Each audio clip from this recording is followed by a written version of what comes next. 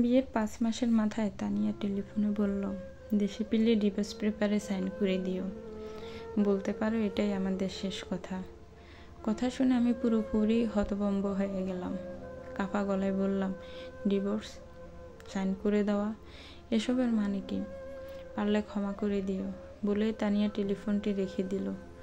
আমি জাহাজের টেলিফোন রুমে চিৎকার দিয়ে রুমটিকে কাঁপিয়ে তুলতে চাইলাম। আমার পাশেই সিনিয়র অফিসার ক্যাপ্টেন ড্যানিশ তার স্ত্রীর সাথে টেলিফোনে কথা বলছে। টেলিফোন রুমে কথা বলার সময় উচ্চস্বরে শব্দ করে অন্য কাউকে বিরক্ত করা যাবে না। জাহাজের হাজারো নিয়মের মাঝে এটাও একটা নিয়ম। সেই নিয়মের বেড়া জালে নিজেকে আটকে রাখলাম। জাহাজ অস্ট্রেলিয়ায় থেকে ছেড়ে দিয়েছে বেশ কয়েকদিন হলো। ক্যাপ্টেন ড্যানিশের কাছ থেকে জানতে পারলাম বাংলাদেশে পৌঁছতে আর মাত্র 3 দিন লাগবে। এর মাঝেই তানিয়ার এমন সিদ্ধান্ত শুনে শরীরের প্রতিটা শিরা উপশিরার রক্ত চলাচল বন্ধ হয়ে যাওয়ার উপক্রম হলো। তানিয়া ফোন কেটে দেওয়ার পর কয়েকবার চেষ্টা করলাম টেলিফোনে সংযোগ দেওয়ার জন্য, কোনোভাবেই যোগাযোগ করতে পারছি না। মেরিন ইঞ্জিনিয়ারিং শেষ করে হিসেবে সহকারী ক্যাপ্টেন হিসেবে চাকুরিতে জয়েন করেছি 5 বছর হলো। এই 5 বছরে জাহাজে ভাসমান অবস্থায় মায়ের মৃত্যুর খবর শুনেছি। তার ঠিক 1 সপ্তাহ পরে শুনেছি বাবার মৃত্যুর খবর। একমাত্র সন্তান হয়ে সেই সময়টা দুজনের পাশে থাকতে না পেরে হৃদয়ের ভেতর যে যন্ত্রণাটা তৈরি হয়েছিল, তানিয়ার মুখে ডিভোর্সের কথা শুনে সেই যন্ত্রণাটা আজকে আবারও জেগে উঠল। এই জাহাজের চাকুরি আমাকে শিখিয়েছে মেডিকেল রিপোর্ট হাতে নিয়েও কিভাবে 18 ঘন্টা পর্যন্ত বিরামহীন ডিউটি পালন করতে হয়। আর আমি নিজে থেকে শিখেছি অসুস্থতার চেয়েও কষ্টকর যন্ত্রণা নিয়ে কিভাবে ডিউটি করে যেতে হয়। 3 দিন পর ঠিক সন্ধ্যায় জাহাজ বাংলাদেশে পৌঁছলো। 1 মাসের ছুটির অনুমোদিত কাগজ সাথে 2 মাসের মোটা অঙ্কের বেতন আমাকে বুঝিয়ে দিয়ে দায়িত্বরত ক্যাপ্টেন ফ্যারেড মিখাইল বলল, আজকে রাতটি জাহাজে রেস্ট নাও, সকাল হলেই চলে যেও। তানিয়ার সাথে যোগাযোগ করার যে যন্ত্রণাটা হৃদয়ের ভিতরে ছুটে বেড়াচ্ছে, সেই যন্ত্রণা নিয়ে জাহাজে আর 1 মিনিটও থাকতে পারলাম না। জাহাজ থেকে বন্দরে নেমে গাড়িতে করে ছুটলাম বাড়ির উদ্দেশ্যে।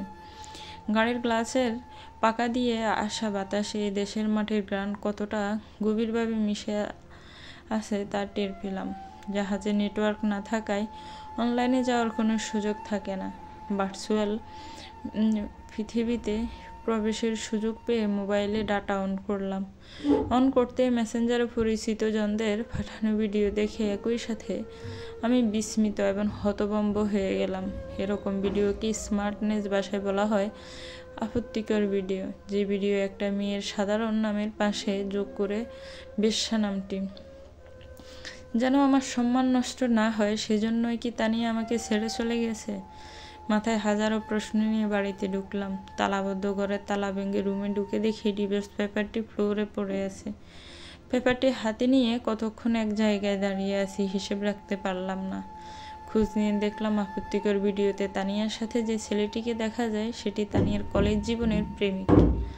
যে প্রেমিক তার প্রেমিকের ভিডিও অনলাইনে ছেড়ে দিতে পারে, তার মতো নিছু মানসিকতার মানুষটিকে ছেড়ে এসে আমাকে বিয়ে করাটা তানিয়ার অপরাধ ছিল এমনটা মনে হচ্ছে না। বিয়ের পর 5 মাসে তানিয়া আমার প্রতি যে ভালোবাসা দেখিয়েছে, সেই ভালোবাসায় কোনো কমতি ছিল না। তানিয়াকে খুঁজে পেতে প্রতিদিন সকাল থেকে সন্ধ্যা ছুটে বেড়াচ্ছি। পৃথিবীর প্রতি রাগ অভিমান নিয়ে দূরে লুকিয়ে থাকা মেয়েটিকে কবে খুঁজে পাবো তা আমার জানা নেই। তবে যেদিন খুঁজে পাবো হাতটি শক্ত করে ধরে বলবো, নিচু মানসিকতার এরকম প্রেমিকদের ছেড়ে আসাটা ভুল নয়, বরং জীবনের সঠিক সিদ্ধান্ত। তুমি তোমার ভুল বুঝতে পেরে যে সিদ্ধান্ত নিয়েছ, তোমার নেওয়া এই সিদ্ধান্তকে মূল্যায়ন করেই আমি তোমার পাশে থাকতে চাই। রাখবে আমাকে পাশে। তানিয়ার মতো মেয়েটার পাশে থাকাটা হয়তো সমাজ মেনে নেবে না, তবে ভুল বুঝতে পেরে ফিরে আসা এরকম তানিয়াদের পাশে থাকলে কোনো এক সময় হয়তো নিচু মানসিকতার প্রেমিকদের জন্য সমাজে আইন তৈরি হবে, কঠিন সে আইন। গল্পটি কেমন লেগেছে একটি কমেন্টস করে জানাবেন, গল্পটিকে একটি লাইক দিবেন, আর আমার চ্যানেলটাকে প্লিজ সাবস্ক্রাইব করবেন। যারা অলরেডি সাবস্ক্রাইব করে রেখেছেন তাদেরকে অসংখ্য ধন্যবাদ।